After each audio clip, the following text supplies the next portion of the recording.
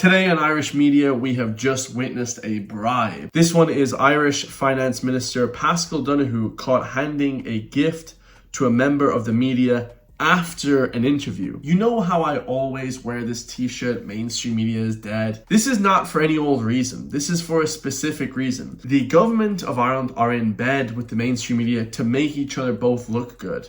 If you didn't have me, along with a few other people, actually telling you the actual news that what's happening in Ireland, we would be completely dead. We'd be completely lost. The whole government narrative is just to push their ideology, their Marxist communist ideology. It's disgusting. Let's see Paschal Donohoe committing a crime, I believe it is. Bribing is a crime, I believe. Your programme for government, we've made commitments in that programme for government and those commitments will be met, but you can't do everything in a single year. They have to be done over 5 years, and you have to move priorities around within each year to ensure that we have a stable economy. Oh, that's just beautiful, isn't it? The mainstream media getting presents from the government.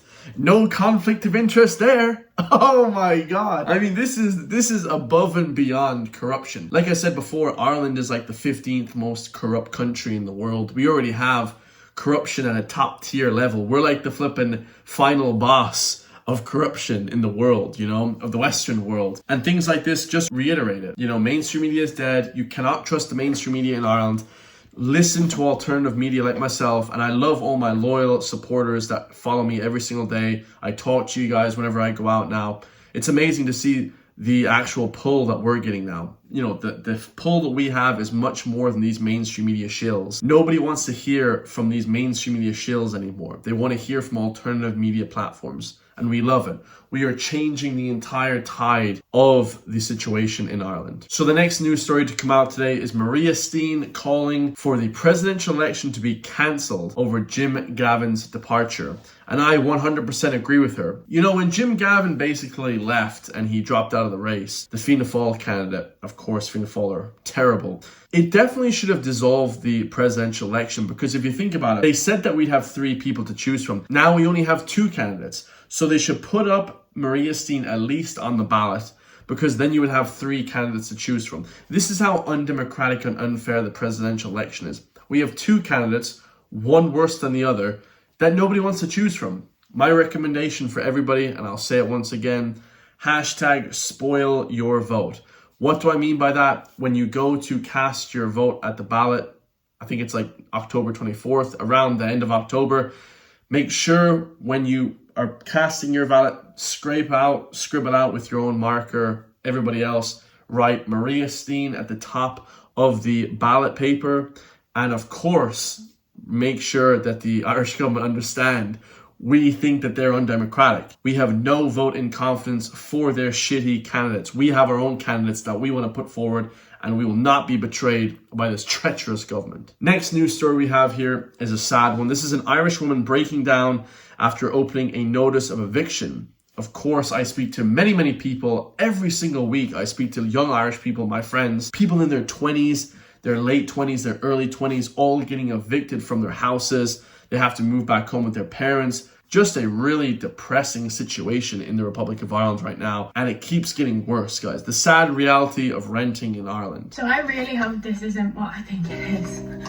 Well, me and my 3 housemates got registered letters in the post all at the same time. So I couldn't sleep last night. So I was in the queue for the post office before it opened this morning. I'm pretty sure this is a letter of eviction. Like a letter of termination, that we haven't done anything wrong. I'm pretty sure this is going to say I need to leave the house that I'm renting. I'm really certain.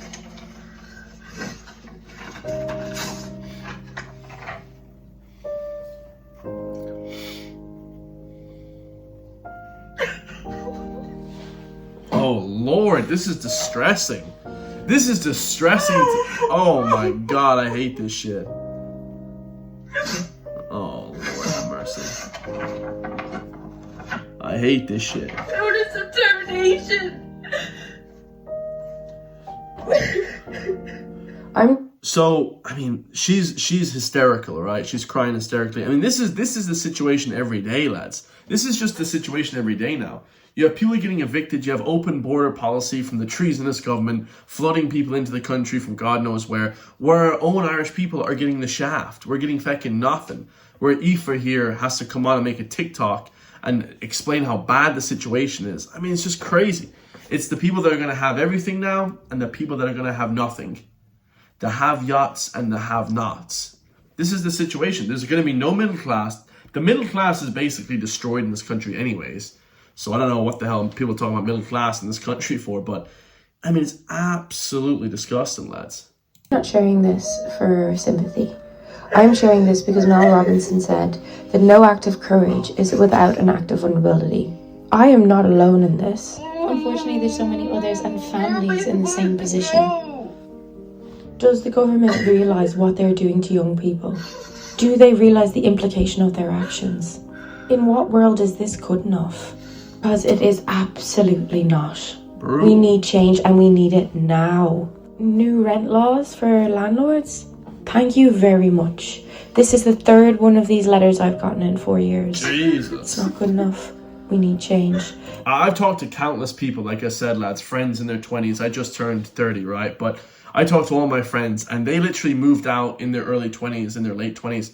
Every few years they get a flipping letter like, oh, you know, a letter of termination. You're not allowed to live here anymore. You have to leave. You know, you have to get new accommodation. We're moving grandma into the granny flat, or we're moving somebody else into the house. And there's no long-term accommodation in this country anymore. Renting is a travesty. The situation with housing is tenfold, but obviously the main issue is mass illegal and legal immigration, not taking care of our own people. You have, of course, the economy of situation. You know, we're not earning as high wages as Canada, Australia, the US. They're also plain and simply not building enough houses. You know, the construction is terrible. They're giving the houses to other people from other places. The economy is crazy. I mean, this country is in a downward spiral. I mean, we are going to have a brain drain like no other. It's been bad since I was in secondary school. I remember being like 15 years old and my teachers that are like 30, 40 years old, I remember them clearly saying, oh, you guys will be fine. You know, when you come out of college and school, you'll be grand because, you know, it'll all be blown over by then. Like 10 years, 15 years later. Shit, 10 years later, 15 years later, it's even worse than it was. Like, you couldn't make this up. You couldn't write this in a book, guys. You couldn't write this in a movie. Just awful. You know, women shouldn't be crying like this. This is purely distraught. Men should be crying because of their shitty actions and, you know, wanting to be losers their whole lives. Only men should be crying because of their lack of hard work and drive. Women that want to get ahead, that are pushing themselves, working in IT, working in doctor, nurse, working all these different jobs, they should be flipping rewarded for that. You know, there's only so much you can do, lads. I mean, it's just unreal. I truly don't understand what the government's issue is here. I mean, they are trying to destroy this country en masse. They hate the Irish people. They want a globalist republic. They want a globalist expansion, you know, and fueling their basically 2030 WEF agenda. Talking about the 2030 agendas and narratives that the globalists are trying to push, the Marxist globalists. Here we have Trump going off on a rant against the insanity of transitioning children in front of Canada's PM, Mark Carney, who's Irish, by the way. Disgraceful. A lot of Irish men in Canada and the US are cooked now. It's ridiculous. Carney has a transsexual child. Okay, let's listen. We have no men and women's sports. Basic things. We're not going to take your child away and change the sex of your child. We're not going to do things like that. What they're doing to the country is so incredible. And they got away with it with all their woke crap, and now it's stopped.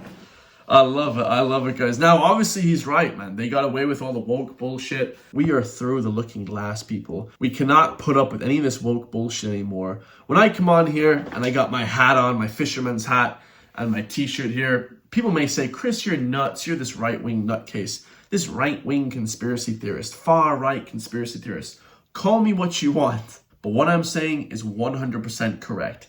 Anything that happens over there in the US and the UK is going to eventually happen here. We got to wake up, people. Okay, we need to wake up. Send these videos to your friends. Make sure everybody is alert to what the hell is going on in this country. The housing, the flipping trans stuff, the woke stuff, the flipping bribery between the media and the government. But do not worry, my Irish people.